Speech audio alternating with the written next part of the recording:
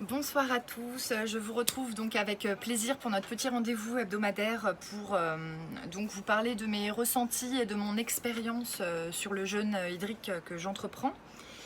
Hier j'abordais avec vous les paliers alimentaires en fait, qui viennent avant la période donc dite de jeûne pur où on va s'alimenter qu'avec de l'eau, ou pas d'ailleurs, mais voilà, cette phase en fait, elle est très importante parce qu'elle va vous permettre d'éviter les petits désagréments type nausées, vertiges, etc.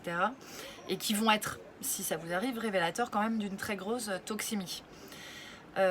Ces paliers alimentaires, ça correspond en fait à des ouvrages qui ont été écrits, en majorité pour ceux que je connais, par Désiré Mérien, qui est un professeur de biologie en Bretagne. Voilà, si vous avez vraiment un bouquin et que vous avez envie de pas trop perturber votre corps et d'amener en fait votre corps dans cet état de confort et même pour être aussi bienveillant avec vous, c'est un livre que je vous recommande, ça s'appelle donc Le jeune hygiéniste par palier. C'est Désiré Mérien, c'est aux éditions Lanor ou Lanoré, je sais pas trop. Voilà, bon, il y a des bouquins, il y a des podcasts, comme je vous le disais, il y a des vidéos, il y a des films. Moi, ça fait sens pour moi et je trouve ça intéressant. Voilà. Le jeûne hygiéniste par palier, vous retrouvez d'ailleurs l'avant-dernier palier avant d'atteindre le jeûne à l'eau, que Désiré Mérien appelle le régime non cellulosique.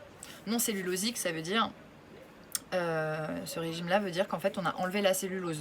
Donc on va manger des fruits et des légumes uniquement.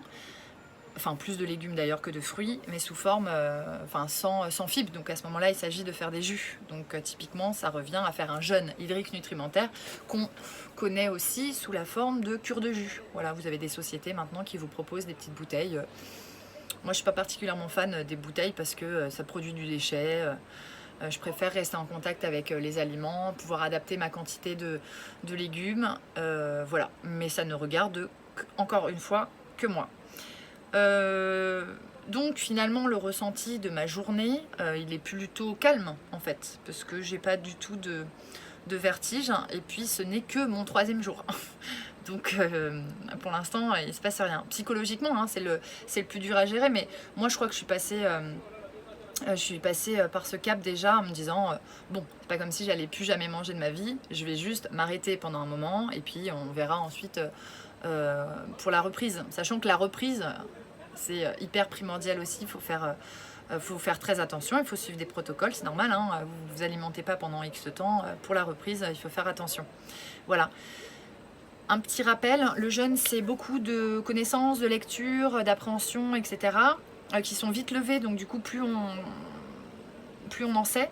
Mais ce qui va vraiment être déterminant, c'est votre part de peur psychologique en fait. Oh, mais si je mange pas, mais qu'est-ce que je fais? Donc le conseil du jour, c'est trouvez-vous une occupation parce que vous allez gagner du temps en fait. Vous allez gagner du temps et votre corps va gagner du temps aussi en énergie. C'est-à-dire qu'en fait quand vous mangez quelque chose, vous avez besoin de le digérer. Donc votre corps produit de l'énergie pour la digestion. Si vous ne digérez rien, votre corps il a toujours cette énergie qu'on appelle l'énergie vitale, seulement il va la mettre à profit du coup pour nettoyer votre organisme de l'intérieur. Et du coup ça vous génère du temps parce que vous ne faites pas les courses, vous faites pas manger, vous faites pas la vaisselle, vous rangez rien, enfin vous buvez de l'eau quoi. Donc trouvez-vous une occupation, ça c'est vraiment mon conseil du jour. Moi mon occupation c'est de faire mon site internet, donc j'ai beaucoup de travail et d'ailleurs je vois pas le temps passer, même si j'essaye de faire un effort, c'est-à-dire limiter quand même les écrans dès que je vais me coucher et pas du tout m'endormir avec encore un écran, ne serait-ce que pour regarder un film. Voilà les amis, je vous rappelle le titre du bouquin. Donc il y a Désiré Mérien, bon il n'a pas de chaîne YouTube, pour ceux qui veulent une chaîne YouTube qui explique très bien, c'est celle j'en parle souvent, c'est celle de Fabien Moine. Voilà, il a écrit c'est énorme, le travail qu'il a fait c'est vraiment énorme. Moi je lis et je relis et je re-relis d'ailleurs avant mes jeûnes, pendant mes jeûnes, après mes jeûnes, sur justement les méthodes, la pratique, qu'est-ce qu'il faut savoir. Et tous les ans, tous les 6 mois, enfin en fait quand je fais un jeûne, je réapprends ou je me remets un peu dans le bain. Ça c'est important.